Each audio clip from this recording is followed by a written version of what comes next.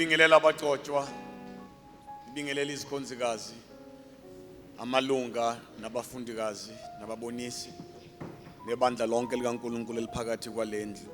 Ukuthula kwenkosi Jesu Kristu makube nani nonke. Amen. Ngosuku lokuphakamisa ukubonga phambi kaNkulunkulu, sizobonga izipho uNkulunkulu asabele zona. Sizobonga phambi kaNkulunkulu izipho okuthe ekwazini kwakhe nasekuhlakanipheni kwakhe wazibona zisifanele, zingafanele thina ngenxa yokuthile ngathi, kepha zisifanele ngoba singase sibo abethu. Uthi Paul uma ekhuluma anisibo abenu ngokuba nithengiwe ngentengo. Ngakho mbongeni uNkulunkulu ngendodana yakhe uJesu Kristu. Silapha namhlanje ngoba uNkulunkulu wabona kusifanele, wabona lesi sipho sisifanele phakathi kwezinto zonke esingacabanga ukuthi zisifanele. Wakubona lokhu ngoba azi ukuba ibandla lakhe nombuso wakhe asewubeka emhlabeni awubeka ngathi naphakathi kwethu dingani. Haleluya. Uthi Paul uma ekhuluma ke landani uthando ninxanele iziphiwo zikamoya. Landani uthando ninxanele iziphiwo zikamoya.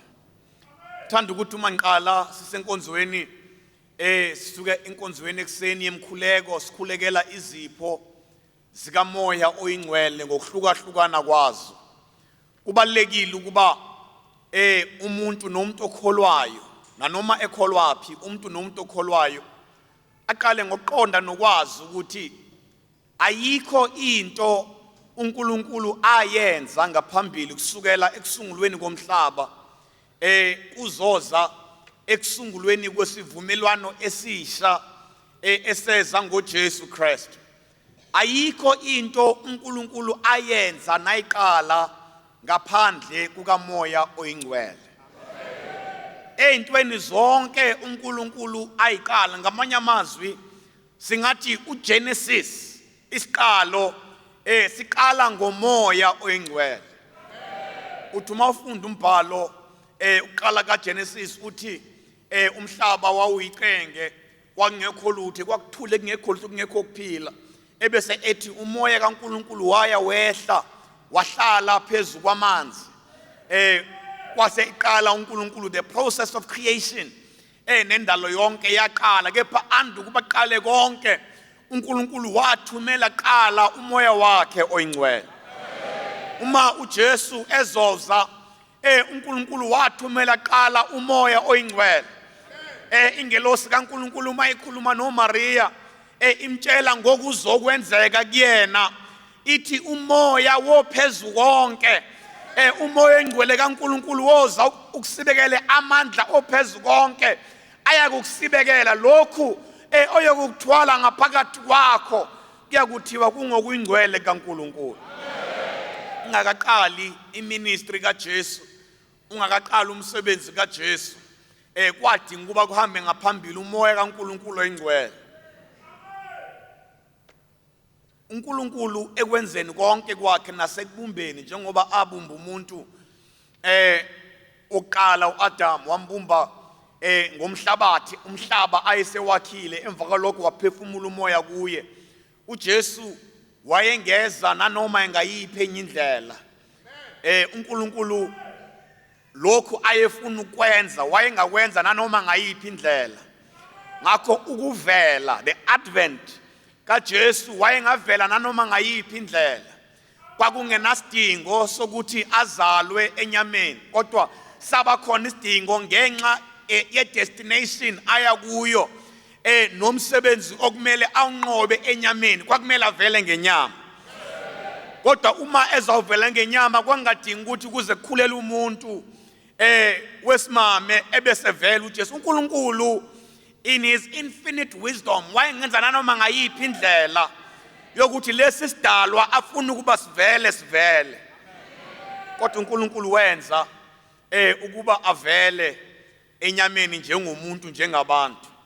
Kodwa kuyikona okukhiye ukuthi akavelanga njengoba kuvela abantu bonke njengami nawe, kodwa kwadingeka ukuthi umoya kaNkulunkulu ngoba uzoqala into entsha, umoya kaNkulunkulu ebese wehla uhlala esibelethweni sika Maria, ebese kudaleka lokhu uNkulunkulu afuna ukukudala ngoba kuza ngamandla kamoya. Haleluya. Siyambona uJesu uma ezoqala umsebenzi wakhe wokubhabhadisa ngomoya oyingcwele, nomsebenzi wakhe wokuxoxa abantu nokufundisa abantu, wokufaka ivangeli elisha, leli ivangeli esithi lingelokuthula. Wathi uma efika kuleyo ndawo noma kuleso sikhathi sokuthi akwenze noma kwenzeke lokhu ayekuzele, kuthiwa wanyukela lapho abantu bonke babeya khona eJordan, lapho uJohane ayebhabhadisa khona. uJohane uthi, awu Rabbi, wena uza kanjani kimi? Ngoba yimina esekumele ngabe ngiza kuwe njengamanje. Uthi uJesu, hayi vuma, awukwazi ukuzokwenzeka kodwa vuma ukuze kugcwaliseke khona okumele kugcwaliseke, ukuze konke obukade ukuzele kupheleliswe, nami lokho engikuzele kuqaliseke kahle. Vuma ukuze kugcwaliseke ukulunga. Uthi umbhalo wathi uma engena emandini masishane kwabonakala izulu livuleka kwehla. Uthi uJohane ngabona umoya wehla unjengesimo sejuba. uJohane ngumprofeti obona izinto hayi njengoba zenzeka kodwa uzibona njengoba zinjalo emoyeni. Uthi ngawubona umoya wehla uvela ezulwini wawunjengesimo sejuba, wehla wahlala phezu kwekhanda lakhe. uNkulunkulu mayiqala into entsha, uNkulunkulu mayiqala a movement, uNkulunkulu mayiqala a new walk, uNkulunkulu mayiqala a new thing, uNkulunkulu mayiguqula izinto, uqala ngaphambili kuhambe umoya kaNkulunkulu. Lo moya kaNkulunkulu ebese ufika uphelelisa, ngamanye amazwi ulungisa leyo ndawo naleyo context la uNkulunkulu ezosebenza khona, ebese kufika konke lokhu uNkulunkulu ahlela ukuba kwenzeke, ebese kufika kuhlala. Uthi uJesu kubafundi bakhe sekwenze konke, ayeze ukuba azokufundisa, eselungela ukumuka. Uthi hlalani emzini eJerusalem nize nambathiswa amandla avela ngaphezulu. Esefikile kini umoya oyingcwele niyoba ngofakazi. Uma sichaza ngokubaluleka kukamoya oyingcwele phakathi kwebandla ukuthi kuyini, sidonsa kule ncwadi. Uthi uJesu hlalani emzini eJerusalem nize nambathiswe amandla avela ngaphezulu. Esefikile umoya oyingcwele niyoba ngofakazi bami. Yini kanti ufakazi? Ufakazi ngumuntu ofakaza ngento ayibonile. Ufakaza ngento ayizwile. uJesu uma ethi kubafundi bakhe hlalana emzini eJerusalem nize nambathiswe amandla avela ngaphezulu, uma esefika umoya niyoba ngofakazi. Kanti babengakaboni yini? Kanti babengakezwa yini? Bambonile, bazwile, ngokwabantu nangokwenyama bangofakazi bakhe. Ngamanye amazwi ngokwabantu nangokwenyama, uma bengafika ijaji libuza ukuba niyamazi uJesu, babengafakaza bathi siyamazi uJesu. Nimbonile uJesu, babengafakaza uba simbonile uJesu. Nimzwile uJesu, babengafakaza ukuba simzwile. Nizweni kuye, babengakhuluma ngezinto abazizwile ngoba bambonile, bamzwile. Kodwa uJesu uthi ubufakazi abuzukuza ngenyama yenu, ngalezi zinto enizibone enyameni. Ubufakazi abuzukuza ngokuzwa enikuzwe enyameni, kodwa okunguyena ozonenza nibe ngofakazi. Ngamanye amazwi okunguyena ozoniqualifya ukuba nibe ngofakazi. Ukuthule ebandleni elingcwele. Iqualification ayizanga ngokuthi bambona, bathi uma beyichaza bona bathi sahlala naye, sadla naye, saphuza naye. Bakhuluma phi? Bakhuluma ezingeni lenyama. Sahlala naye, sadla naye, saphuza naye. Kodwa ukudla naye nokuphuza naye akubenzanga baba ngofakazi. Thule bandlene elingcwele. Ukudla naye nokuphuza naye, ukuhamba naye nokuba seyindaweni eyifihlakele kanye naye. Abanye babo babona izinto abatshela ukuthi bangayikhulumi kubantu. Ngakho bangofakazi bezindaba ezinkulu ezingaziwa ngabanye abantu. Kodwa ngamhla uJesu abanika umyalo wokugcina, ubatshela ukuthi nanoma niyibonile lezo zinto, nazizwa lezo zinto engabonwanga zaziwa ngabantu, kodwa you are not qualified as ufakazi. Into equalify umuntu njengofakazi kuba bese kufika umoya kaNkulunkulu oyingcwele. Yiwo lo moya oyingcwele athi uma esefikile ebese banofakazi. Lo ufakazi ngoba uNkulunkulu ufuna ukuba haleluya. Uthi umbhalo wendawo nguyena ozifakazelayo. Ufuna ukuba ubufakazi ofakaza ngabo bube ngubufakazi bakhe. Bube ngobufakazi obuqondene noqobo lwakhe, hayi ubufakazi obusuka ekhanda lakho nasenhlizweni yakho nasekuboneni kwakho, kodwa kube ngubufakazi esithi ngolimi lwabakholwayo ubufakazi besambulo. Yilo bufakazi obenza ukuthi athi uPaul, uSaul, nanoma engazange adle naye, engazange aphuze naye, wamuzwa wezwa ngaye, kodwa akazange abe at a close range kanye naye, akazange ahambe naye, akazange ezwe kuye, kodwa kwathi uma esefika umoya phezu kwakhe uthi ngiyakumisa ukuba ube yisikhonzi nofakazi. Haleluya. Waphenduka wawufakazi omkhulu kunalaba abadle naye baphuza naye. Uthi kwenye indawo, hayi mina ngimncane kunabapostoli bonke, mina bengafanele nokubalwa kanye nabo, kodwa yena wazibonakalisa kimi, waze wangenza ngawufakazi, wanginika lo bufakazi enginabo esengazi nezinto abanye baba bangazazi. Umoya oyingcwele umambulele. Haleluya. Sila namhlanje kule nkonzo yokuzocela izipho zikamoya oyingcwele. Siyibandla likamoya oyingcwele.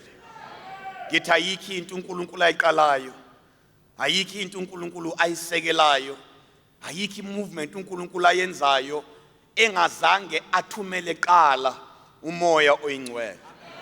Namhlanje uma njengebandla sibheka izinto ezintsha uNkulunkulu esithanda ukuba azenze empilweni zethu nasempilweni yebandla lilonke, nezikhathi ngezikhathi eziguqukayo esingena kuzo njengebandla uNkulunkulu esagcinile esasakhile njengebandla. Kumele sazi ukuthi ayikho umnyango esingena kuwo, ayikho iera esingena kuyo njengebandla uma engekho umoya kaNkulunkulu oyingcwele. Sibandla elikholwayo. Uthi uNkulunkulu uma ekhuluma kuPaul, uSaul ezamenza abe nguPaul, uthi ngiyakumisa ukuba ube isikhonzi nofakazi walezi zinto engibonakele kuwe ngazo nalezo engisazobonakala kuwe ngazo. Uthi uma eseyichaza le ndawo umholi webandla umqalisi, uthi uNkulunkulu uyabonakala abuye aphinda abonakala. Uma ke uNkulunkulu wabonakala qala kulaba abaqala bakholwa qala balandela qala, wabonakala ngokwehla kamoya. Lokho kusho ukuthi ukuba abuye aphinda abonakale, wophinda abuye abonakale futhi ngakho kwehla kamoya futhi. Ngichaza ukuthi ayikho into entsha uNkulunkulu ayenzayo ebandleni lakhe engehlanga futhi umoya ozokwenza into entsha phakathi kwebandla. Ayikho into entsha uNkulunkulu ayenza phakathi kwebandla lingehlanga izwi elisha elize ukuzosungula nokuzobekela isekelo leyo nto uNkulunkulu afuna ukuyenza. Ingakho minyaka yonke sibuya siza la sizothi yehlisa Nkosi, yehlisa Nkosi umoya weqiniso, yehlisa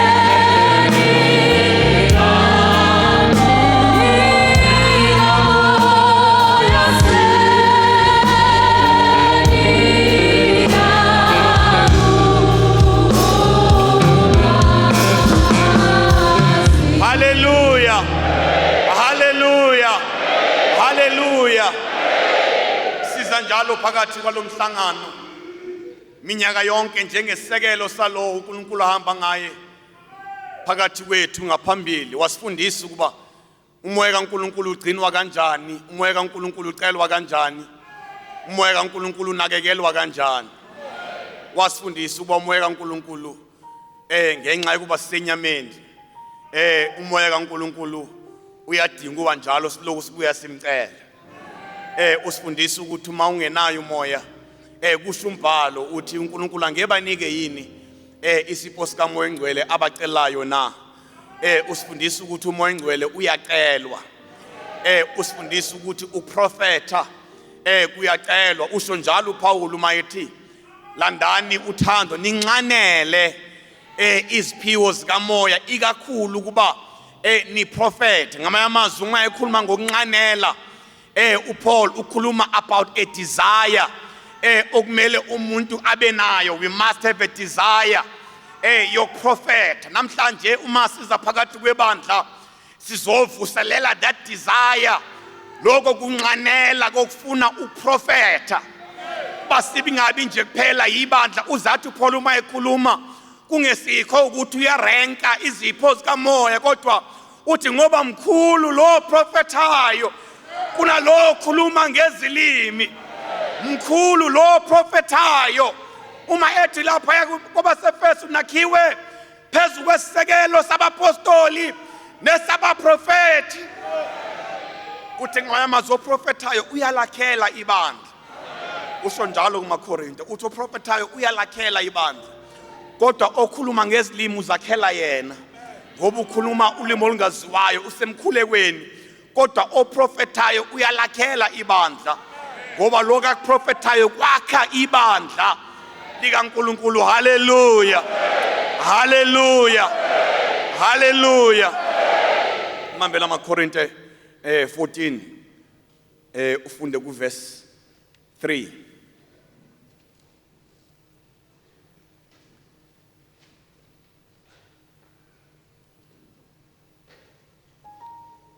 Korinto qala sahloko 14.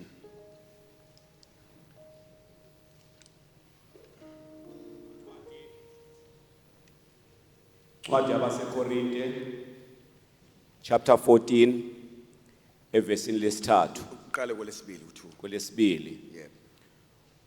Omunye uthi angadla izinto zonke kepha obuthakathaka. No. 1 Corinthians chapter 14.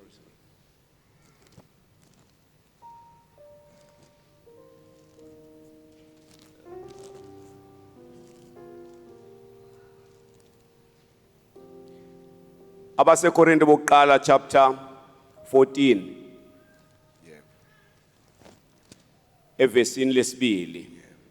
Ngokuba okhuluma ngolimi olungaziwayo kakhulumi kubantu, ukhuluma kuNkulunkulu, ngokuba kungekho omuzwayo, nokho emoyeni uyakhuluma imfihlakalo. Kepha oprofetayo ukhuluma kubantu ukwakha nokululeka nokwenamisa. Okhuluma ngolimi olungaziwayo uyazakhela yena, kepha oprofetayo wakhela ibandla. Hallelujah. Hallelujah. Ngibambele Isaiah 55. Uthi Paul uma ekhuluma kule ncwadi eyisekelo okwathi uma ehla umoya ingcwele wanikeza ibandla lesisekelo. Uthi uma ekhuluma uPaul kule ncwadi eyisekelo sikamoya ingcwele uthi lo muntu okhuluma ngolimi olungaziwayo akakhulumi kubantu. Lo muntu okhuluma ngolimi olungaziwayo akakhulumi kubantu, uyakhuluma kuNkulunkulu. Uthi akekho ngoba akekho umuntu omzwayo, kodwa uyakhuluma imfihlakalo emoyeni. Ngamanye amazwi Paul kuleli vesi usifundisa ukuthi singakweyi ukukhuluma ngezilimi. Singakweyi ukukhuluma ngezilimi. Kunabantu abakholwayo abakweyayo ukukhuluma ngezilimi ngoba bengaqondi bethi umuntu ukhuluma into angazwakala. Uthi Paul yebo ngiyavuma uma umuntu ekhuluma ngolimi olungazwiwayo lokho kusho ukuthi aqali ngathi namhlanje ukuba izilimi kube izinto kube izilimi esingazizwa nesingaziqondi. Wehla kanjalo umoya noma babakhona bakhuluma ngezilimi ezabantu abanye ababekhona bezwa, njengoba siza ukuthi kwathi uma ehla umoya eKesariya kukhona abantu lo nalo wezwa kukhulunywa ngolimi lwakubo, kodwa zikhona izilimi ezafika phakathi kwebandla laba bakhuluma abantu bakhuluma ngolimi olungazwiwayo. Hallelujah. Uthi ke uPaul uma echaza leyo ndawo uthi ya bakhona bakhuluma ngezilimi ezingaziwayo. Uma umuntu uma ekhuluma ngolimi olungaziwayo lokho akuhlangene nabantu, akakhulumi kubantu. Ngakho uma umuntu ethi hayi akathula sizwa lento vele anizwa ngoba ayiqondene nani. Ayiqonde le ekamoya kumele izwakale emoyeni. It is a communication phakathi kwethu nomoya kaNkuluNkulu nezulu. Okumele silalele sihloniphe kodwa sazi ukuthi uNkulunkulu wenza likhulu emfihlakalo lo uNkulunkulu asuke ekhuluma ngomoya wakhe ngezilimi. Ukhuluma likhulu kusho umbhalo, ukhuluma likhulu emfihlakalweni. Sesilindele ukuzwa ukuthi kukhona yini angasakuphumisele sikuzwayo. Uthi lo oprofetayo ngamanye amazwi okhuluma ngolimi oluzwakalayo lo yena ukhuluma kubantu. Ngamanye amazwi uprofeta seku one directional, sekuyinkulunkulu ngomoya ekhuluma phakathi kwabantu. Now nansi into engithanda ukuthi ngakhele phezukwayo namhlanje kulomhlangano. Uthi loyo oprofetayo ukhuluma kubantu kwakha. Ukhuluma kubantu ukwakha. Nokwaluleka noqondisa. Kulesingisi uthi for their strengthening, for their encouragement and for their comfort. uma size ukuzokhuleka sikhulekela izipho zikamoya, sikhulekela ukuprofeta, there is a character. There is a character. Leli langa liyilanga lokufundisa ngezipho zikamoya, liyilanga lokufundisa ngokuprofeta ukuba ukuprofeta kuyini. Uma sithi yehlisa Nkosi umoya weqiniso, siwazi ngani ukuthi umoya weqiniso? Kunezinto ezintathu esisekelweni. Athi uma eqala ekhuluma ngokuprofeta ayibekayo uPaul, engakakhulumi ngezinto eziningi, ethe nje nqanelani landana uthando, nqanela izipho zikamoya kakhulu ubani prophet. Uthi lo prophetayo, propheta ngalezi zinto ezintathu. Uthi propheta, it must strengthen the church. Ngamanye amazwi uprofeta okungalakhi ibandla, akunamsebenzi phakathi kwebandla. Uprofeta kumele kulakhe ibandla. Amazwi esiprofeto kumele alakhe ibandla. Nanoma ngabe icontent ithini, kwenye inkathi umoya ngcwele wehlisa izinto ezilikhulu ukuzizwa, kodwa in their character okanye in nature yazo kumele zilakhe ibandla. Akwazi ukuthi umuntu angathi esenkonzweni ebese kwehlisa isiprofeto simshiye lo muntu ebhidlikile. Akuwona umoya kaNkulunkulu. Uma ethi uPaul kwenye indawo athi nibahlola umoya, babanga bakaNkulunkulu na. Uqala lapho sibahlola ngani? Sibahlola ngombhalo. Sibahlola ngesekelo. The first test ukuthi is this strengthening? Is this strengthening? Iyasakha na noma iyasibhidliza? Hallelujah. Utho kwesibili, it must encourage. It must encourage the church. Uthi noma uNkulunkulu ngomoya ngcwele ehlisa izwi elikhuni phakathi kwabantu, kodwa it must encourage us. Ngoba umoya ngcwele uyisipho esize kuthina. Akalona iphoyisa, akalona ijaji. Umoya ngcwele did not come as a judge. Uze as a comforter. Ngakho isiprofeto uma sehla asikwazi ukuba judgmental. Ngoba that is not the nature and the character kamoya. Isiprofeto asikwazi ukuba judgmental. Isiprofeto it must warn us about judgment, but it must encourage us to be saved from judgment. So it must strengthen us. It must encourage us. Always start to it must comfort us. Hallelujah. Mela kusiye umoya ngcwele athi uma inyuka athi ingilosi ziyamuka ashiye the comfort phakathi kwebandla. Ngiyaphinda nakulo mhlangano njengoba ngeke ngasho umhlangano odlulile nasemhlanganeni emibili edlulile ngathi umoya ngcwele uzothi ngoba ngikhuza umoya ukusebenza ngeziphiwo zabantu, kodwa njengoba sizokhulekela umoya weqiniso osesisekelweni seqiniso. Uma umoya uzothi kumuntu izinsuku zakho seziphelile, uthi mangenze njani? Is that strengthening? Is that encouraging? Is that comforting? Uma umoya uzothi kumuntu izinsuku zakho seziphelile,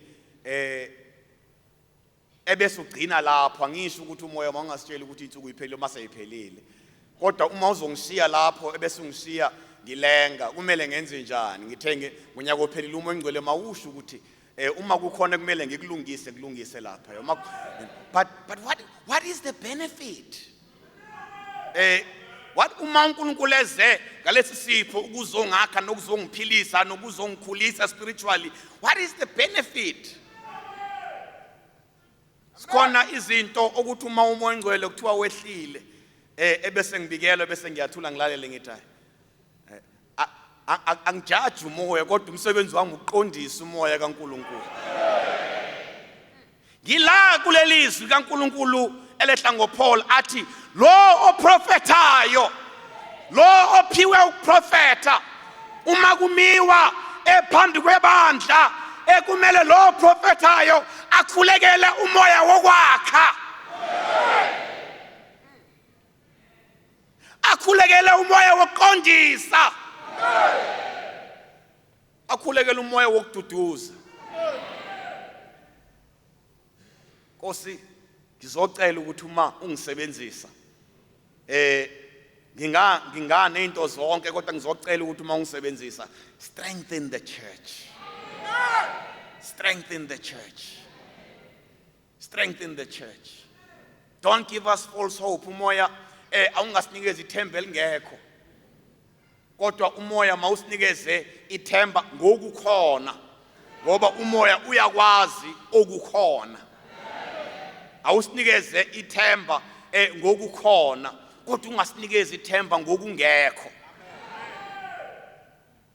yona njula ya umoya okuthi uma umuntu engajulile ongazi ukuthi akanawo umoya kaNkulunkulu kodwa uma engajulile umoya ugcina ngolimi lwami nolimi lwabantu ugcina superficial akhuluma izinto ezaziwayo nezibonakalayo asiki isambulo unomoya kaNkulunkulu yebo akuwona ukuthi akuwona kaNkulunkulu zethembe zazi ukuthi kaNkulunkulu kodwa akajulanga lo kusho ukuthi wena njengomprofeti onesipho sokuprofeta kumele ubuyelele ulokukhuleka ukhulekele ukuthi inkosi ake ngijule thule ebandleni elingcwele ukuthule ebandleni elingcwele yabona njengokuya kudokotela khona odokotela abane experience khona odokotela abangenayo experience lo dokotela ongenayo experience ungakwazi ukubonisisa kahle ukuthi yini ekuhluphayo akusho ukuthi akayena udokotela udokotela unama qualifications kodwa kukhona izinto angakaziboni nangakabi exposed kuzo ukuthi ziyini nokuthi zinganyangwa kanjani ebese kuba khona udokotela naye udokotela same qualifications kwenye inkathi bahamba the same conference minyaka yonke kodwa lo oseyinika isikhathi wajula ezintweni uyakutshela ukuthi hayi lokhu kungukuthi futhi lokhu makunje kuzoba kanje kodwa nansi indlela ongenzeka ngayo ukuzwinqobe lento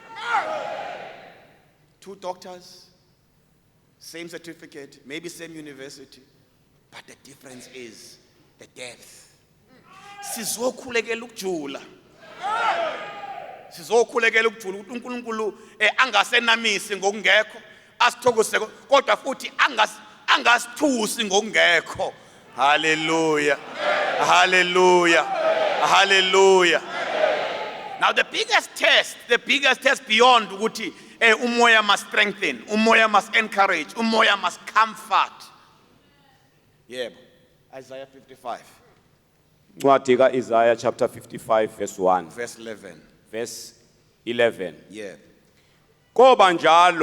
Koba njalo ke izwi lami eliphuma emlomeni wami alikubuya lezekini kodwa liya kuqeda engikuthandayo ngicela uphinde lelo verse Koba njalo izwi lami eliphuma emlomeni wami yeah alikubuya yelaze kimi yeah kodwa liyakuqeda engikuthandayo libuse ngayo into engilithumele yona the ultimate test of prophecy the ultimate test ngoba uprofeta it's not poetry uprofeta it's not poetry I can't say this kahle ngesizulu ukuthi akuyona inkondlo but you know poetry in the language makhuluma ngepoetry it's just nice words nje that roll off your mouth uprofeta it is not poetry uprofeta in its nature in its architecture uprofeta it is a legal decree uprofeta kungumthetho ingakho ngithema ngiqala umhlangano ngathi uJesu wayengena kubanjwa ukufa ngoba kwasekuphume umthetho. Kwasekuphume umthetho. Kwihlabelelo 16 uma sifunda lelo lizwi ethi ongcwele kaNkulunkulu akana ukubona ukubola kwaphuma umthetho wokuthi lo oyobe enomoya kaNkulunkulu engcwele kaNkulunkulu akayi ukubona ukubola ekufeni. And therefore izwi lesiphrofeto, it is a legal decree that cannot be erased. It is a legal decree that cannot be forgotten, that cannot be put aside. Nanoma nini liyohlezi lingumthetho. Yilo mthetho wenza ukuthi ukufa kungamgcini uJesu.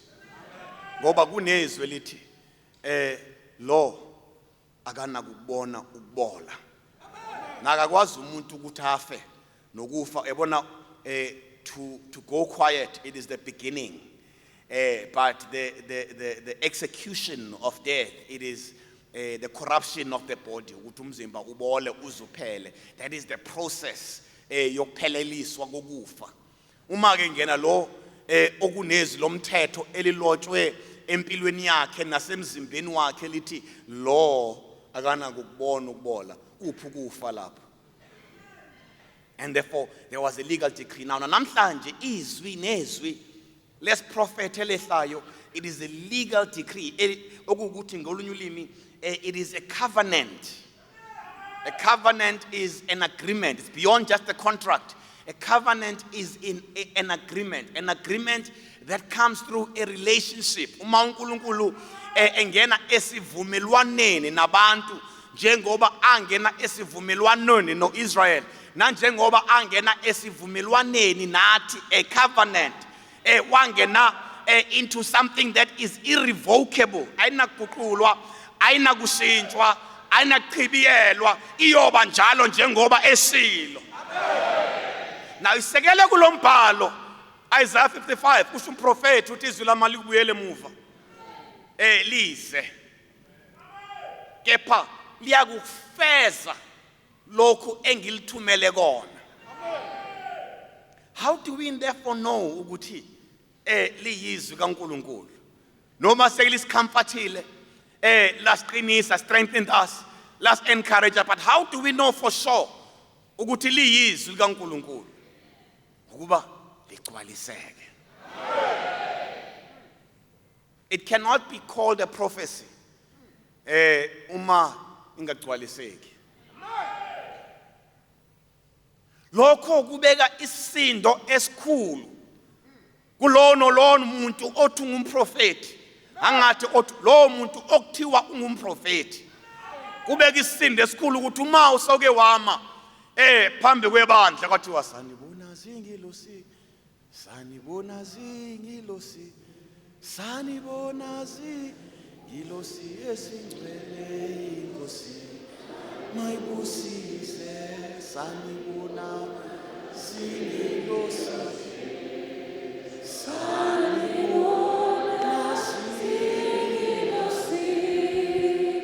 sanibona zingilosi esingcwele inkosi mayibusise.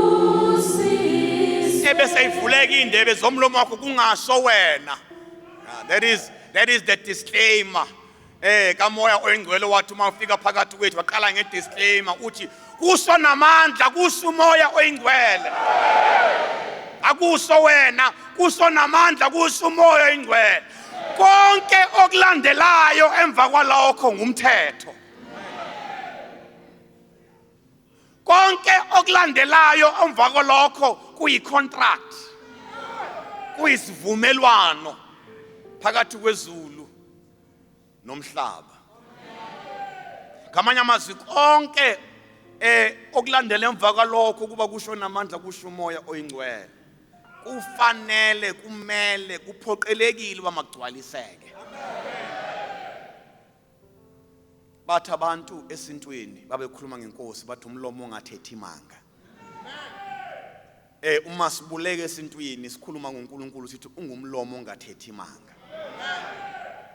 uma ke umoya ongcwele ekhuluma izinto ezingagcwaliseki okusho ukuthi ziphume emlonyeni wamanga, kodwa kuba abe uNkulunkulu weqiniso izinto ayishoyo ngomoya umele egcwaliseke. uNkulunkulu has already put a guarantee ezwini lakhe in Isaiah uthi don't even doubt it, lokho kuyokwenzeka ngoba izwi lami angeke libuyele emuva lingawufezanga umsebenzi wayo. The church is founded on and dependent on a word of prophecy that is fulfilled. Sila namhlanje ngenxa yesiprofeto esagcwaliseka. Ngila namhlanje ngimphambi kweni ngenxa yesiprofeto esagcwaliseka. Ukuze uNkulunkulu ukuthi uNkulunkulu oneqiniso kumele iprofeto zigcwalise oqala nje kumele zehle iprofeto. Hallelujah. Hallelujah. Ngoba kasesilibandla likamoya, kasesilibandla likamoya oyingcwele uma kungasekho uprofeta. Angathi umuntu mayezwa lelizwe engilibekayo ebese saba ukuthi hayi mina ngifuna kwakona uprofeta ngoba why would I say something phezulu kwempilo uma ingasagcwaliseki? Akusho wena, ingakho size kuNkulunkulu. Asifuni wena nesipho nokubona kwakho nesipho sakho, sifuna uNkulunkulu asebenze ngawe. Futhi uyasebenza uNkulunkulu ngabantu. Umoya ongcwele nesipho sikamoya sidinga ukuthi ususpende everything about yourself. So there is a fear, and it is a genuine fear yokuthi abantu basabe ukuvula indebe zemlomo baprofete ngoba what if I say something engesiyo? What if uNkulunkulu ukhuluma izwi elikhulu ngami ngempilo yomuntu? Nangu umuntu la ebeke ecelelwa kuze abantu ngezinto ezinkulu ezibaxakile empilweni yabo bethemba kumoya ongcwele. Ebese kulandwa wena kuthiwa yima la ukhulume phezulu kwempilo yalo muntu. It's a huge responsibility. And naturally uyaqondakala ukuthi kungani abantu basabe. Kodwa usaba ngoba mhlambe ungathembi ukuthi unomoya kaNkulunkulu.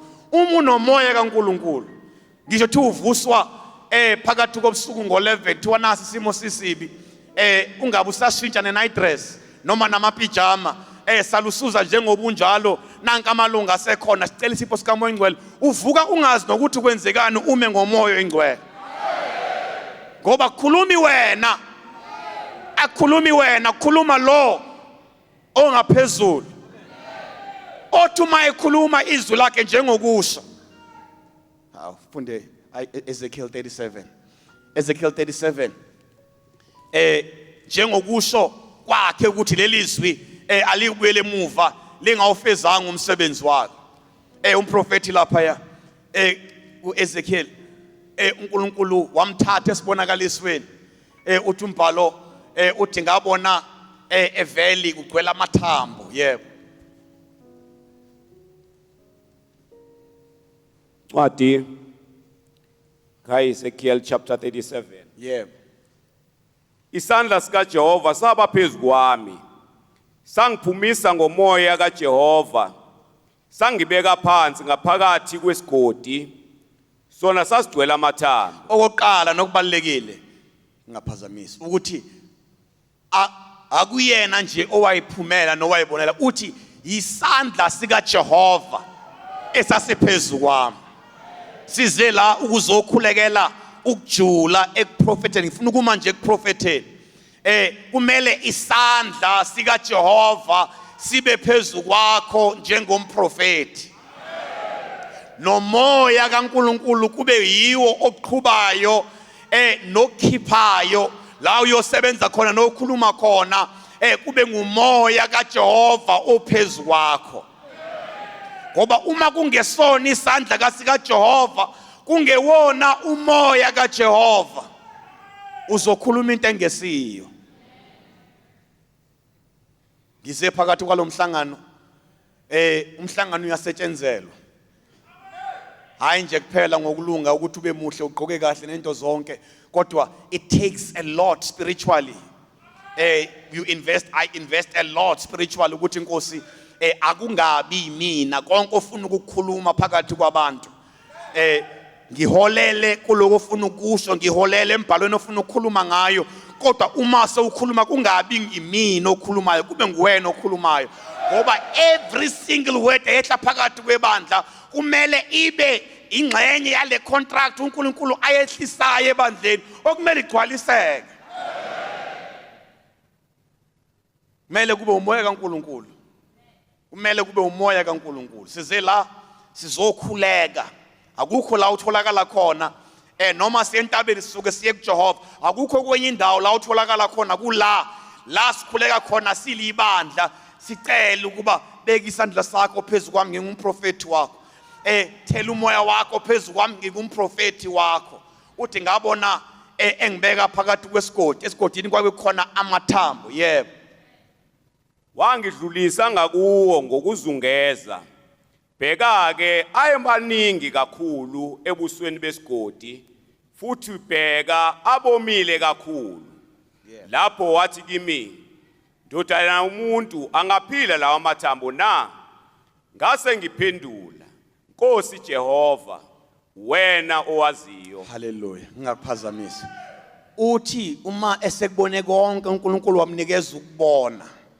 wabona isimo sonke later on we realize uNkulunkulu la ukhuluma ngoIsrael lokhu akubonayo kuqondene nempilo yabantu kuqondene about the reality yabantu uNkulunkulu wamnika wabona wamambulela konke then uNkulunkulu yambuza umprofeti uthi ndodana yomuntu uma ubheka from the condition that you see uthi mayikhuluma uthi lamathambo ayemaningi ayesomile kakhulu echitheke isigodi sonke ayosomile ngamanye amazwi no uma sifunda in biology ne physiology nokwakhiwa komzimba amathambo it is the last thing to decay kuphela izicubu zonke zomzimba nayo yonke into nenyama komigazi kuphele konke asale khona amathambo esenento phakathi kwawo and they live for years abantu mabekhuluma bathi if ungihamba phansi ubheka umuntu owahamba 50 years ago ozokuthola inyama kayise kodwa uzothola amathambo akhe amanye alawo mathambo uthola ukuthi kusekhonyana okhona okusakhomba kusampilo noma engasekho lowo muntu uthi umprofeti uma ekhuluma la mathambo ayesomile kwangasekho impilo nakuwo kwangasekho impilo ngamanye amazwi kwase kuyiminyaka ngeminyaka bafa labo bantu that was the condition uthi uNkulunkulu kuyena right now ngifisa ukwazi ukuthi uma ubheka angaphila na lamathambo ngithi it is natural ukuthi umprofeti asabe noma umuntu onomoya kaNkulunkulu nongakaprofeti njengoba nawe ongakaphiwa uprofeti okhuluma ngezilimi uzokhulekela ukuprofeta kasilona ibandla nje labakhuluma ngezilimi yebo ukhuluma ngezilimi kuhle ndumiswe njoba ngishilo ukukhuluma imfihlakalo kuNkulunkulu kodwa isidingo sebandla uprofeta isipho esize phakathi kwebandla uprofeta izilimi azisizi siyibandla ungakwitiza ukuthi siyakuthanda lokho sikuzwa sekhulekeni futhi uyezwa uma umongcwele ekhuluma ngezilimi ukuthi kuyasinika amandla khona okushintshayo emoyeni kodwa lokho kumnandi nje kodwa asidingi kona lokho sidinga uprofeta amen umuntu 10 years ukhuluma ngezilimi siphi isiprofeto umuntu 15 years ukhuluma ngezilimi kuphi uprofeta sifuna ukuprofeta sifuna abaprofeta landani uthando ninxanele iphiwo zikamoya kakhulu kuba niprofete sifuna abantu baprofete uthi Paul uma ekhuluma ningamcima umoya ningakuthulisa ukukhuluma ngezilimi ebese nezela athi ningakudeli nokuprofeta zokhuluma kubantu abasha abantu abasha ongenzeka ukuthi abanye mhlawumbe abaqonda ukuprofeta Siphila in a generation, in a culture la khona yabona ngeinsuku ze-AI it becomes very difficult ukuchaza ukuthi umoya ongcwele uyini nokuprofeta kuyini in a generation of AI. But I want you to know ukuthi even in the generation of AI kufuneka abaprofeti bakaNkulunkulu. Ngoba uGemini akayena umprofeti kaNkulunkulu. uGemini akasi umprofeti. uChatGPT okabani kwaElon uChatGPT akasiyena umprofeti kaNkulunkulu. Wena okumele ube even more powerful than AI. Eyintweni zikaNkulunkulu esemoyeni ngicabanga ukuthi uma ungafaka izinto ezithile zikamoya ko ChatGPT no Gemini about I'm not qualified to give any opinion on this matter. You are the one that is qualified. Ngoba yini qualifyayo moya kaNkulunkulu. Yona into qualifyayo. It's not the programming ethile or programmwa umoya kaNkulunkulu. That is the qualifier. Ngithike kubantu abasha abangakakwazi ukuprofeta. Ngoba leli bandla lisifundisa ukuthi umprofeti akusona isakazi esidala noma ikhehle elidala elimpunga. Umprofeti uthatha umntwana omncane eno 7 years ono 9 years athe sehlele ngumoya ongcwele. Ukuthula abazalwane. Thula abangcwele. Umntwana omncane na 9 years athi uma esehlele ngumoya ongcwele umbone khala abantu endlini sonke sidabuke ngoba sibona uNkulunkulu embambile lo mntwana ebese profeta athi kusho namandla kusho umoya oyingcwele. Umntwana uthula ibandla lonke khuluma umntwana omncane ngoba akhulumi yena khuluma umoya kaNkulunkulu oyingcwele. Anoma ngabe una 15 nanoma ngabe una 20 una 25 isona sikhathi sokuprofeta lesi. Isona sikhathi of exercising your gift kuprophet. Ukuprofeta nokujula ekuprofetheni awuvelwe nje uthi wehlelwa nje ngomoya ebese uba umprofeti onamandla. Naku kuba umprofeti kuza ngeexperience. Ngoba kuya ngokuthembeka kwakho. Uthi ukhula ekuprofetheni you learn how to walk with God. You learn how to nurture this gift. You learn, I know the things that offend umoya uNkulunkulu angiphe wona. And you learn ukuthi kunezinto ekumele ngizi-avoid, kunama interactions ekumele ngiwa-avoid ukuze nginga-offend umoya kaNkulunkulu agcine ngasangisebenzise ngaleyo ndlela. And so don't wait ukuze ube na 50 ukuthi hayi manje sengihamba ngibe umprofeti sengicredible. Usebenze enyameni umuso njalo. Kodwa umusa semoyeni kaNkulunkulu uthi noma ngabe ngino 18 ngifuna ukuthi uNkulunkulu angisebenzise. Oh bangcwele. What a joy. What a joy when the things that uNkulunkulu has said will happen ngomlomo wakho zenzeka. What an affirmation. Asizibongi njengabaprofeti kodwa uma lezo zinto uNkulunkulu azisho yebangcwele. Bathi abantu mabekhuluma bethi uNkulunkulu wathini ngomlomo wami ngoJanuary 2020 kuza iCovid siseLimpopo eVenda ekhuluma ngento ezokwenzeka esingazange siyibone kwathi uma igcwaliseka angaze ngiphakame ngiyibonge kodwa what a joy, what a satisfaction ukuthi umoya kaNkulunkulu phezu kwami. Amen. It affirms you as a believer. It affirms you as a servant kaNkulunkulu. It affirms you as a prophet ukuthi uNkulunkulu lo osebenzayo.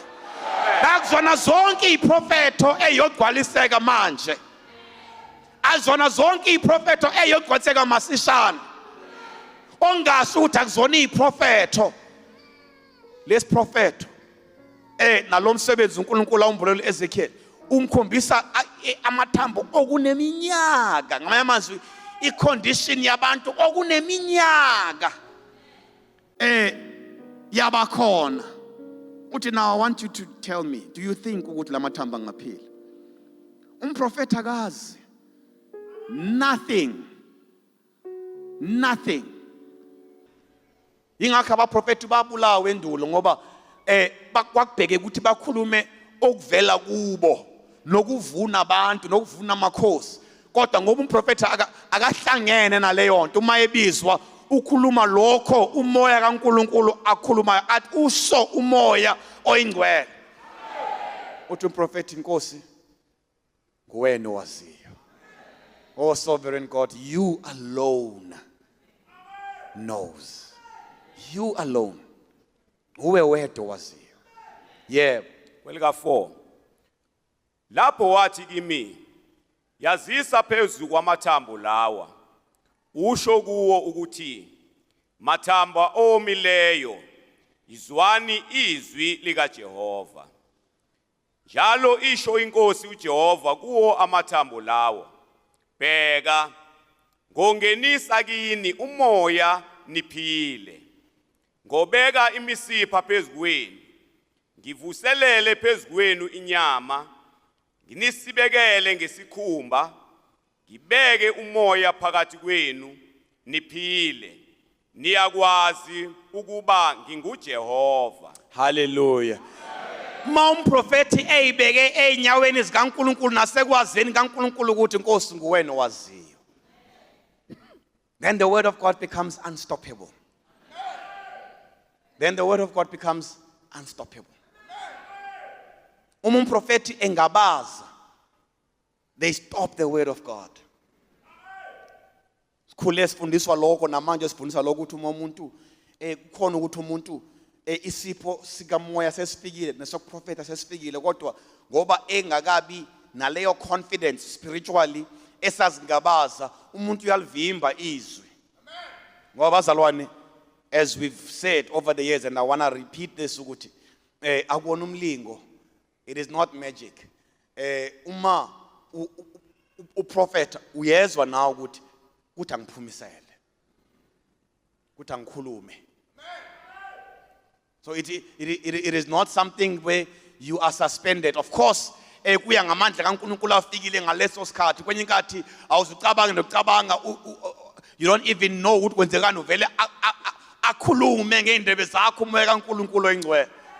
Kodwa uma uconscious kufika ukuthi angiphefumule, ngithi kusho namandla, kusho ungavimbi. Usemoyeni khuluma ukuthi kusho namandla, kusho umoya oyingcwele. Okulandelayo lapho akuhlangene nawo. Amen. Uma ethu Paul ningamcima umoya, uma sizibamba, uma sizibheka, uma siziqoqa kakhulu kwi-environment kamoya kaNkuluNkulu la efuna ukukhululeka, khululeka moya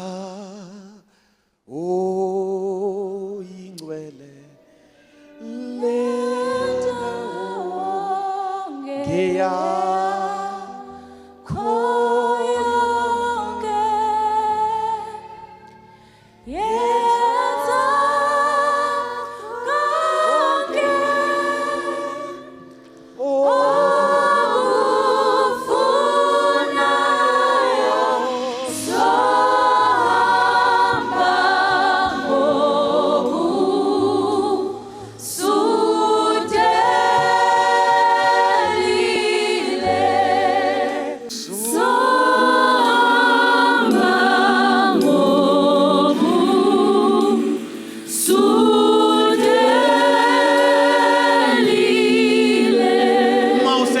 kamoya nasenkonzweni enomoya kaNkuluNkulu, nalapho umoya ehla khona ngamandla kumele umkhulule. Takes relax but abantu udedela umzimba. Ukusetshenziswa uNkulunkulu kumele udedele umzimba. That is when you don't stop the word of prophecy. Kodwa uma siba semqondweni, siba senyameni, we stop the word of prophecy. But when we are free and we let it flow, we let it flow. We let it flow. The word becomes unstoppable. Uthi uNkulunkulu right. Uma ke uthi wena Nkosi nguwena owaziyo. Uthi ke prophesy over these bones. It's an instruction. Now prophesy over these bones. activate the prophecy. Activate the prophecy. It's not God who's going to speak over the bones.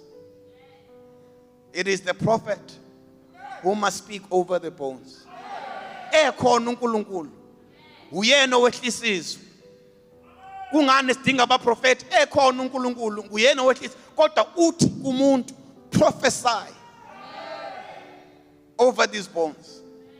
And say to these bones, dry bones, hear the word of the Lord. Mathambo mileyo, izwani izwi likaNkulunkulu. Hey bangcwele. Akazikhulumelanga yena uNkulunkulu yini? Uthumela umprofeti. Naye bekhona in this scenario witnessing everything. Kodwa uthi umprofeti akakhulume. Prophesy over these words. Over these bones. Uthi, yebo. This is what the sovereign Lord says to these bones. I will make breath enter you. Ngiyokwenza umoya ukuba ubuye ungene kuwe. And you will come to life. Ukhuluma namathambo already eseswa. Ngoba akakhulumi namathambo omile. Ukhuluma nomoya.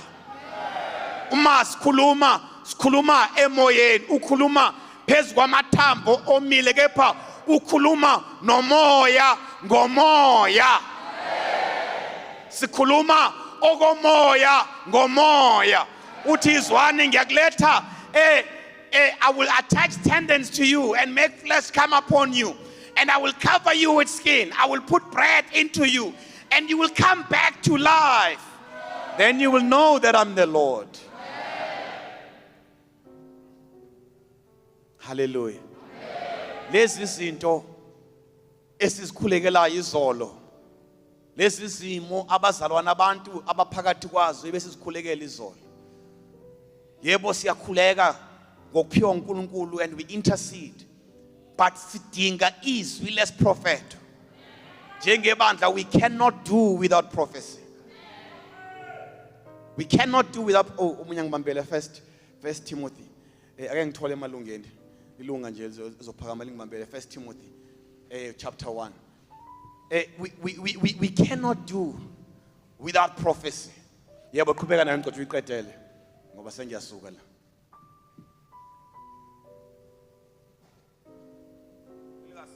Yebo. Ngase ngiyazisa ke, Yebo. njengalokhu ngayalela. I prophesied as I was commanded. Yebo. Kwathi ngisazisa, Yebo. laba khona izwi. Bheka ke ukuzamazama. Athi amathambo asondela, ithambo kulo ithambo lalo. Yebo. Ngabona mina, bheka ke imsipha nenyama yavela phezukwawo, nesikhumba sawasibekela ngaphezulu. Yebo. Kepha umoya wawungekho kuwo. Yebo. Lapho wathi kimi, yazisa kuwo umoya, yazisa ndodana yomuntu, usho kumoya ukuthi, njalo isho inkosi uJehova, woza moya, uvela emimoyeni emine, ufuthele phezu kwalamathambo, kwalaba abahlatshiweyo baphile. Ngase ngiyazisa njengalokhu wangiyalela, kwathi umoya weza kubo, baphila. Bheka bema ngezinyawo zabo, impi enkulu kakhulu impela. Hallelujah. Hallelujah. Hallelujah. Uthi I prophesied as I was commanded. Ngoba kwangasemina okhulumayo, kwangasemina oprofetayo, kepha kwakungumoya kaNkulunkulu osebenzayo. I prophesied as I was commanded. Uthi as I was prophesying, ngisakhuluma uthi ngezwa umsindo, there was a noise eyaqhamuka, and suddenly there was a rattling yamathambo. Suddenly there was the fulfillment of prophecy. Njengezwi kaNkulunkulu lithi alikubuyele emuva lingawufezanga umsebenzi walo. Uthi there was a rattling sound. Uthi amathambo ahlangana, the bones came together, bone to bone. Ahlangana. Uthi ngathi mangibheka ngabona imisipha nenyama ivela kuwo kathi uma ngibheka ngabona isikhumba sivela kuwo. Linjalo izwi lika Jehova ngengelosi yakhe. This tells us ukuthi the word of prophecy defies time. It defies time. Uma ngithi kulezi kulamathambo kwakuneminyaka ngeminyaka bafa laba bantu. Kwakuyimpe enkulu eyaphelela esigodini kodwa bafa laba bantu abazange bambelwe. Kodwa emva kweminyaka izwi kaNkulunkulu lehla babuya baphila. What we understand about prophecy is that it defies time. It is not limited by time. Nanoma ngabe kwashiwo nini uma kwakuumoya kaNkulunkulu kungabantu abangabaprofeti benomoya oyingcwele kaNkulunkulu, it surely will come to life. We are privileged ungasimila njengebandla simi phezu kweyiprofeto ezaprofethwa ngumholi umsunguli webandla esisayiphethe namanje sisakhuluma ngazo ngoba so many years later uNkulunkulu amphumuza lezo iprofeto zisaphila phakathi kwethu. That tells you njengomuntu okholwayo ukuthi lokho uNkulunkulu akushilo ngawe nakuwe, lokho uNkulunkulu akushilo ngawe nakuwe, akhathalise kwiminyaka engakanani kuyogcwaliseka. Umuntu okholwayo kumele akholwe ukuthi uNkulunkulu anginikeze kona kogcwaliseka, because akubanjwa isikhathi. This propheto, it is not limited by conditions. It is not limited by the condition. Ngoba kunezimo ukuthi uma sesibheka sibheka ukuthi angeke kusenzeka, sekuyisimo esesifile. But uma umbhalo uthi it was not possible for the grave to hold him back. Ngoba there was a prophecy and therefore there was a legal decree over his life. It therefore was commanded to release him back to life. Ngoba izwi lesprofeto, it put a boundary around him. Hallelujah. Hallelujah. It's propheto, it sets a boundary over you.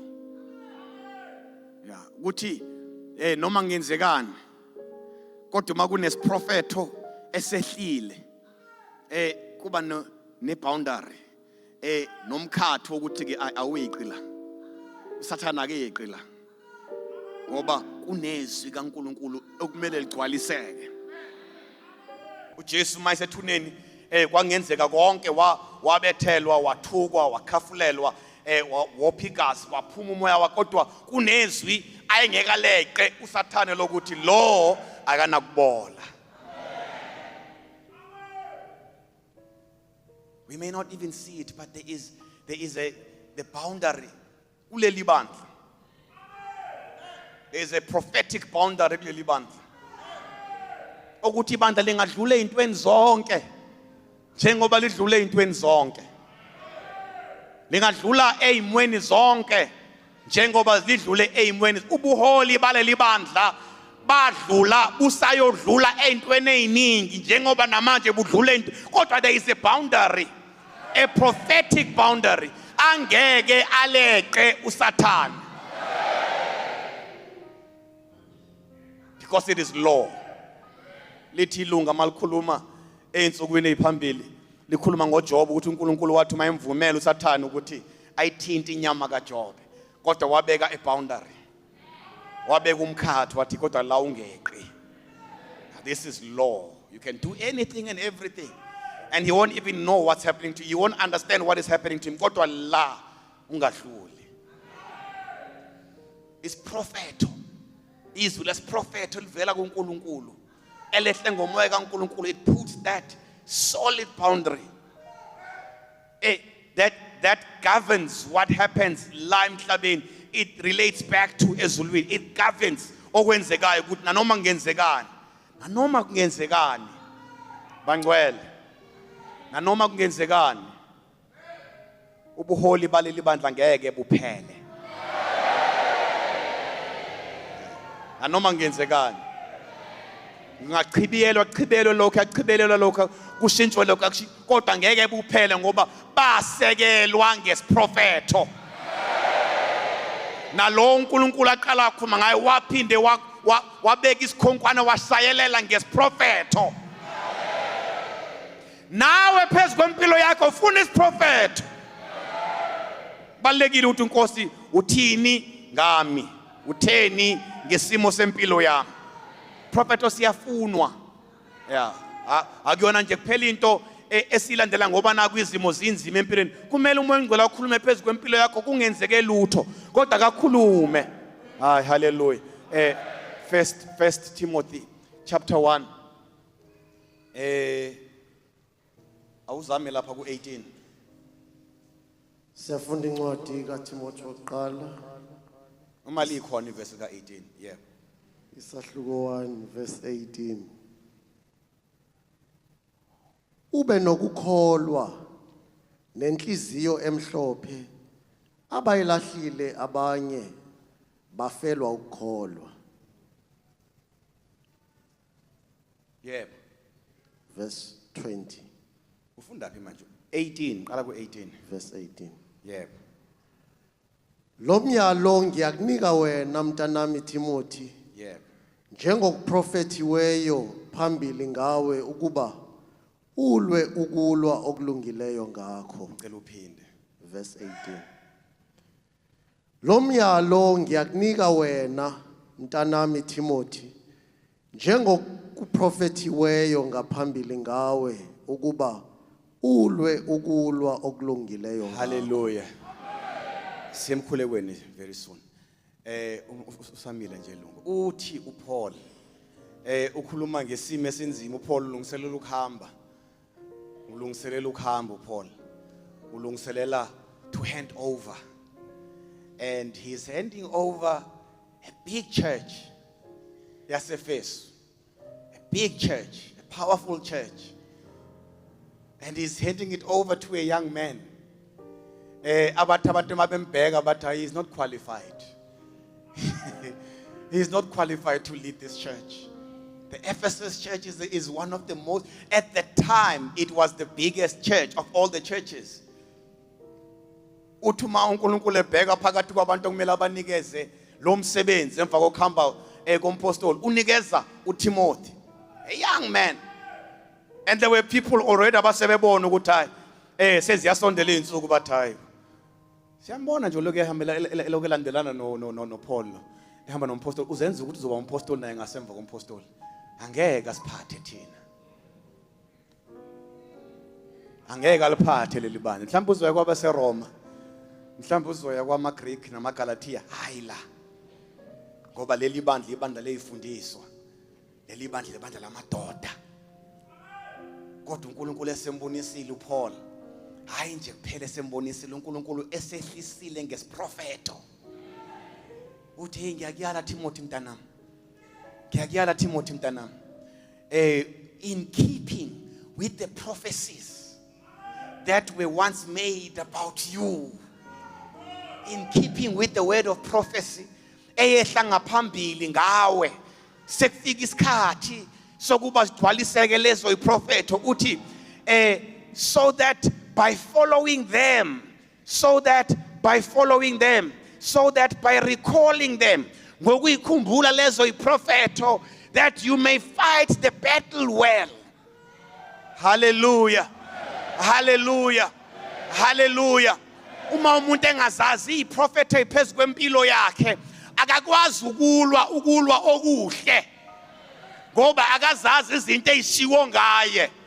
Uma umuntu ebhekana nezimpi abevele ezobhekana nazo umoya ongcwele wawazi ukuthi uTimothy uzobhekana neopposition uma kufika isikhathi. Umoya ongcwele wawazi akazange ayisusi opposition kodwa wanikezwa izwi lesprofeto. We don't see it in scripture, we don't get to see it in scripture kodwa we hear this uthi ukhona izwi elehla ngenkathi ebekwa izandla nangenkathi egcotshwa ukhona izwi lesprofeto elehla ngokuyokwenzeka kuyena. Uma kufika lesi sikhathi sekusondela lezi zinto, uthi uPaul kena ngiyakuyala mntanami. Ngiyala in accordance, in keeping with the word of prophecy. Hey, ukuthula ebandleni elingcwele. Angeke ngikhulume kule nkonzo ngingakhulumi ngobuholi bebandla. Umholi webandla akakwazi ukukhuluma okuphikisana nesiprofeto, ngoba isiprofeto sibhinda kwayena, ngoba sibhinda yonke into njengoba ngithi indawo ami kuyo umi phezulu kwesiprofeto qobo lwakhe, ngoba qobo lwakhe emiswe yisiprofeto. Angathi umuntu mayengathi incekithe iphambana nezwi lesiprofeto kwayona imiswe ngesiprofeto. There's a word of prophecy that came before. So Paul nanoma ngabe wayengacabanga nenye kodwa uthi, but I have to command you in keeping with the prophecy. In keeping with the prophecy. Nobody can cancel prophecy over your life. People can cancel you, but nobody can cancel prophecy over your life. People can write you off, and on a daily basis they write us off. On a daily basis they write us off. But every single day we rise up because of prophecy. La usebenza khona, on a daily basis they write you off. They lose confidence in you. Kwenye inkathi unikeza incwadi ekutshelayo ukuthi we no longer believe in you, let's have a mutual separation. Ucabanga ukuthi your career is over, they write you off. Kodwa uma ngabe your career is built on prophecy, akatali, no matter how many times you've been written off, you rise up again because of prophecy. Bakubona update ku LinkedIn ukuthi I'm happy to share that I'm starting kuthiwe lawyer ukuthi akumina in keeping with prophecy. This has to happen. In keeping with prophecy, this has to happen. People will be out of step with prophecy. People might not like certain things about the prophecy. Kodwa wena okukhulunywe ngawe ngesiprofeto, wena okumele wazi ukuthi uNkulunkulu utheni ngempilo yakho. Njengoba sila njengebandla likamoya oyingcwele, ingoba siyazi ukuthi uNkulunkulu utheni ngebandla likamoya oyingcwele. And therefore we are here in keeping with the prophecy. And when you are in keeping with the prophecy and you recall ukuthi utheni umoya oyingcwele uthi Paul, then you'll be able to fight a good fight. Then you'll be able to fight a good fight. What is a good fight? Akhuluma ngayo Paul. Uthi you'll be able to stand with discipline. You'll be able to stand. In prophecy, it gives us discipline. It gives us discipline ukuthi noma ngabe kwenzekani ngapha nangapha, awunyakaziswa ilutho ngoba uyazi ukuthi uNkulunkulu utheni.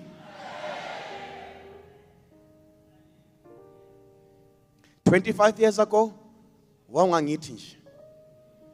27 years ago, ngimile. I know what God has said to me. I know what God has said about me. I know what God has said about now." Prophecy gives you that assurance. So you stand with discipline, you move with discipline. He talks about an army and a battle. He's preparing him for a battle that is coming, the opposition that is coming. He says, but if you recall what prophecy said about you, you'll be unstoppable in battle. You will stand with discipline. Secondly, Paul ekhuluma about the discipline, ukhuluma about a commander that is revered and admired by his troops. Abantu babembheka babone ukuthi ayisiholwa ucommander. When a commander is standing on a prophetic mission, engasazi ngabazi, engasazibheki ubungane bakhe uthi kwenye indawo kuTimothy, Timothy ungavumeli abantu bakweye ngenxa yeminyaka yakho nobungane bakho ngoba uNkulunkulu ukhulumile ngawo. And when you stand on your prophetic word and promise uNkulunkulu ayibekile, people admire that. They look at you. But abantu, hey, there's something about you. Ngoba uma sewungena, when you are executing whatever it is, whatever role uNkulunkulu akubeke kuyo, when you are executing, uyazi ukuthi sengimi la manje, ngimi phezulu kwezinto engaqondene nje nami kodwa ezakhulunywa ngabaprofeti ngami.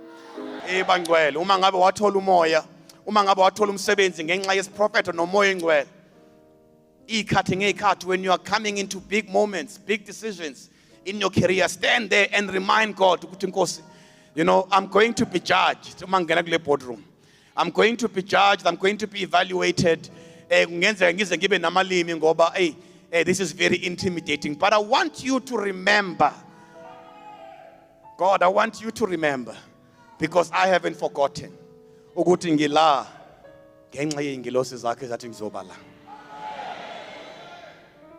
When you are fighting for your marriage and there's a threat in your marriage, and there's a threat over your family, there's a threat over your children, and usathane uyabanyakazisa, stand with full confidence, say, Lord, this is the moment I never thought would happen to me, as a person, as a parent, as a family man, but in this moment, I want you to remember what you said to me about this family, about this child. And therefore, ngalesi sikhathi ngimletha kuwena, because this is a moment that requires prophecy to be activated. God is not going to speak on your behalf. You speak over the situation. You speak over the situation, recalling prophecy, but you speak over the situation because you are confronted with a battle. Yeah. Verse 19. Ube nokukholwa nenhliziyo emhlophe, abayilahlile abanye bafelwa ukukholwa. Ngiyabonga kakhulu. Uthi holding on to faith and a good conscience, which some have rejected and so have suffered shipwreck with regard to the faith. Holding on to faith and a good conscience, which some have rejected and so have suffered shipwreck with regard to the faith. Utumamiala uPaul Timothy uthi Timothy ngikuyala in accordance with prophecy. And I want you to remember these prophecies over your life because you are going to need them. You are going to need them as you face the battles and as you confront the challenges, as you pioneer. There's nothing that is not preceded by the Spirit of God, that is not preceded by a prophetic declaration. Utige Timothy, you are about to enter into a new era. You are about to break into new territories. You are going to take the church to places that I have not taken it to. You are going to build upon this and be even greater in ministry. But I want you to know that you are not standing on what I have said. You are not standing on what I have taught. You are not standing on what you have seen in me. You are standing on prophecy. You are standing on the word of God. God is faithful to his word. And God protects his word. And so, la kuba nenxushu, la kuba nempikiswano iyohlezi ikhona, God protects his word. Ingakho usathane ayeye athathe izwi likaNkulunkulu bese efuna ukuthi aphendukezele lona livele ngenye indlela, but God will always protect his truth. So Paul says, Timothy, I want you now in this moment to remember that. And once you remember that, you will fight a good fight. Now do this, hold on to the faith. Hold on to the faith and maintain a good conscience. Ngithe manqala ngathi kubalekile ukuthi uma size khulekeni sibe nenhliziyo emhlophe. Ube nonembezo okhululekile.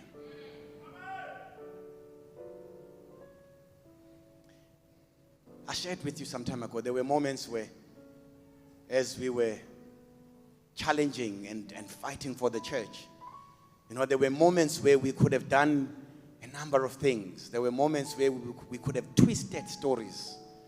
There were moments where we could have fought lies with lies. But God gave me the wisdom to say, don't even think about it. Don't even think about it. There were moments where we could have twisted things around. And when you are fighting in the courts, as long as your story sounds convincing, you can be convincing. But God said to me, don't even think about it. Don't use lies to build your story. Stand on what you know. What you don't know, say I don't know. What you know, say you know. And that gave me a very good ground, because my conscience is clear. My conscience is clear.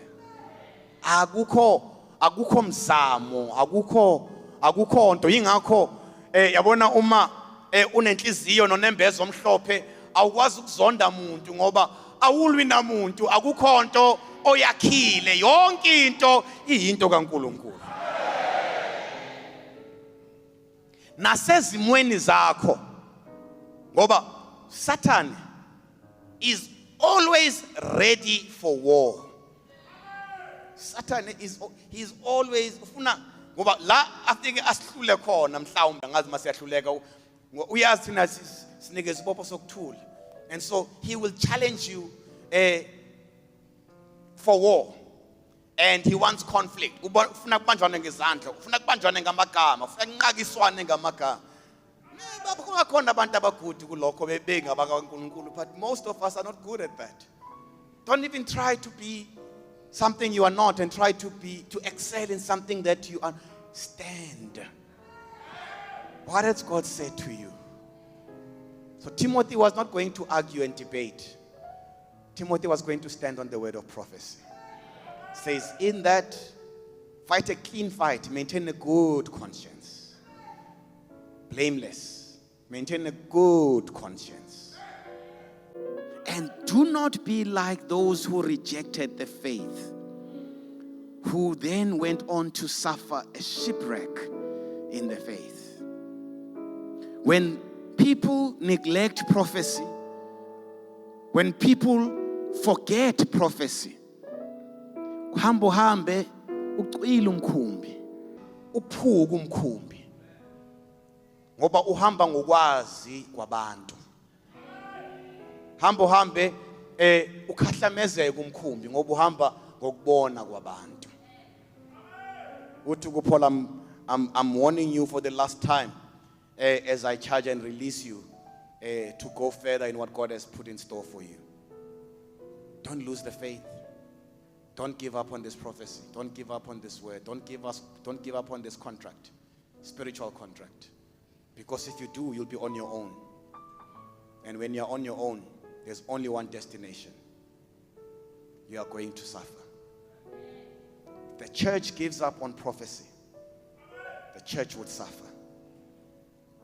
If the church were to give up on prophecy, the church would suffer.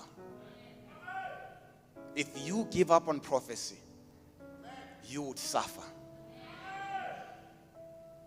Prophecy gives us life. Prophecy does not only give us hope, it gives us our breath back. Prophecy is what brings us back every day. Prophecy is what makes us rise up, Jobang Shilo, even when we are being buried. We are being buried. We are supposed to disappear. Prophecy is what pulls us out.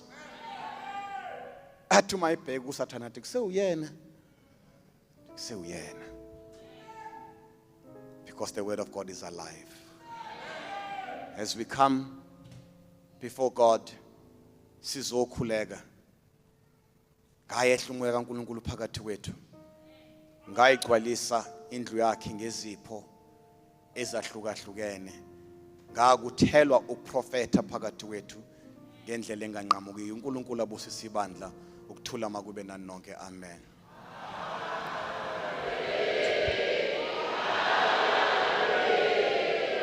nxa esefikile umthoko sisi